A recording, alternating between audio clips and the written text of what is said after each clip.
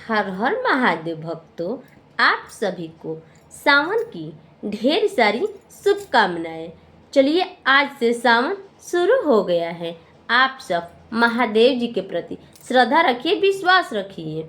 और इस क्या आप जानते हैं कि सावन के पहले सोमवार महादेव जी के शिवालय तो सब लोग जाते हैं, लेकिन किस विधि से जल चढ़ाएं कि महादेव जी हम पर प्रसन्न हो, अपनी दया दृष्टि हम पर बनाए रखें। अगर आप जल चढ़ाने की विधि सही से नहीं जानते हैं और महादेव जी को क्या चढ़ाएं सावन के पहले सोमवार के दिन, तो इस वीडियो में बने रहिए। इस वीडियो को जरा से भी स्किप मत करिएगा, वरना एक दो चीज आपसे तो मिस हो जाएगी। इसीलिए बने रहिए इस वीडियो के लास्ट तक।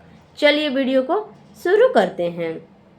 सावन का पहला सोमवार आने वाला है, नज़दीक है, करीब है।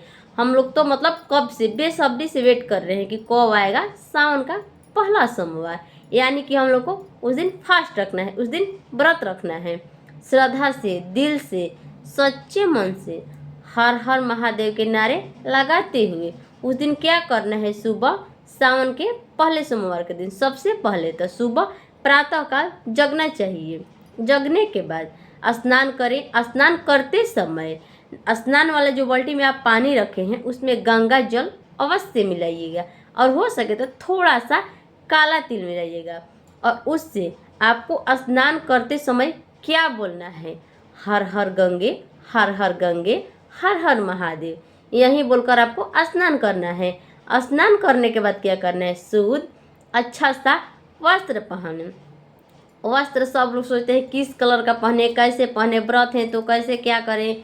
तो क्या करना है उस दिन? अगर आप व्रत हैं या सिर्फ आप जल चढ़ाने पूजा करने जा रहे हैं तो आपको क्या करना है? लाल या पीला आपको वस्त्र धारण करना है, या हो सके तो हरा भी पहन सकते हैं। और जो जेंट्स लोग होंगे उनको तो सफ़ेद वस्त्र या गेरुआ कलर का वस्त्र पहनना चाहिए। और पहन करके शिवालय जाइए।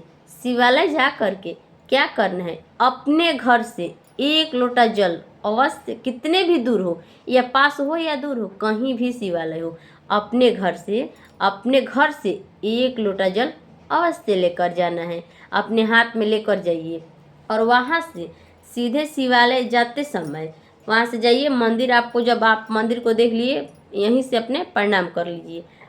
प्रणाम करने के बाद क्या करना है? जाइए डायरेक्ट महादेव जी के पास, और जो उनके महादेव जी का शिवलिंग है, एक लोटा जल आपको ऐसे अपने हाथ में ले लेना है। लेने के बाद क्या करना है? उसमें गंगा जल मिला लीजिए। कच्चा दूध होगा उसमें कच्चा दूध मिला लीजिए। मिलाने के बाद उसमें द्रुआ घास होता है, घास को डाल लीजिए। उसको डालने के बाद क्या करना है? आपको तो बेलपत्र उस दिन अवश्य ले जाना ही ले जाना है। और ऐसे लोटे को अपने हाथ में लेकर और अपना मन सच्चा श्रद्धा से भरा हुआ ओम नमः शिवाय का जाप करते हुए आपको महादेव जी को अर्पित करना है एक लोटा जल। और इस बात का खास ध्यान रखिए कि आपको किस तरफ खड़ा होना है। नहीं इधर नहीं इधर, आपको उत्तर की तरफ खड़ा होना है और दक्षिण की तरफ मुख करना है। और आपको क्या करना है? ऐसे दक्षिण की तरफ बैठ गए और मुंह करके ऐसे जल चढ़ाना है। चढ़ाने के बाद जो जल यहाँ से गिरता है उसी जल को रोक करके क्या करना है? थोड़ा सा उसको रोक करके घर लाना है। लाने के बाद क्या करना है? मतलब सब अपने विधि से उस पहले क्या करिए? जल चढ़ाइए। जल चढ़ाने के बाद विधि से पूजा पाठ करिए। जो आप फलाहार लाई हैं महादेव जी को फल अर्पित करने के लिए, फल चढ़ाइए, फूल चढ़ाइए। और कहा जाता है कि महादेव जी को केतकी का फूल बहुत पसंद है। अगर हो सके तो आप ला सकती हैं, नहीं तो कनेर का फूल होता है वो महादेव जी को अर्पित करिए। महादेव जी को तो सफ़ेद फूल बहुत पसंद है, इसीलिए क्या करना है? फूल वगैरह चढ़ाइए, महादेव जी को भोग लगाइए और अच्छे से बेलपत्र ले लीजिए। बेलपत्र अपने घर से धोकर ले जाएं और उस पर मतलब पीला जो होता है ना चंदन, उसे तिलक लगाइए। तिलक लगाने के बाद क्या करना है? महादेव जी को ऐसे पलट कर उस पर महादेव जी पर रख लेना है। और चाहे एक विधि और जान लीजिए, ऐसे है तो हम पलट कर रखते ही हैं। अगर आप व्रत है तो आपको क्या करना है? इस बात का खास ध्यान रखिए। आपको बेलपत्र को कैसे चढ़ाना है? ये शिवलिंग हो गया, तो शिवलिंग के चारों तरफ आपको ऐसे ऐसे ऐसे ऐसे करके बेलपत्र चढ़ा देना है, यानी कि जैसे चिपकाया जाता है ना, महादेव जी के ऊपर बेलपत्र चिपकाना है। और वो देखिए उसी से होगा चमत्कार। अगर आप एक दिन, सिर्फ एक दिन ऐसा करके देखिए, इस विधि से बेलपत्र चढ़ा कर देखिए, पूरे शिवलिंग को महादेव जी के बेलपत्र से लपेट दीजिए और कुछ बचा हुआ बेलपत्र ऊपर से ऐसे रख दीजिए। रखने के बाद महादेव जी से प्रार्थना करिए और बोलिए कि हे महादेव जी, आज हम व्रत हैं, आपको हमारे व्रत का ध्यान रखना है। आपको इस बात का ध्यान रखना है कि हमारा व्रत टूटे नहीं, अच्छे से सफल हो जाए। और वहाँ से आते समय महादेव जी को धूप बत्ती दिखाइए, दीपक जलाइए। दीपक किस चीज़ का उस दिन जलाएं? घी का जलाए तो अति उत्तम है।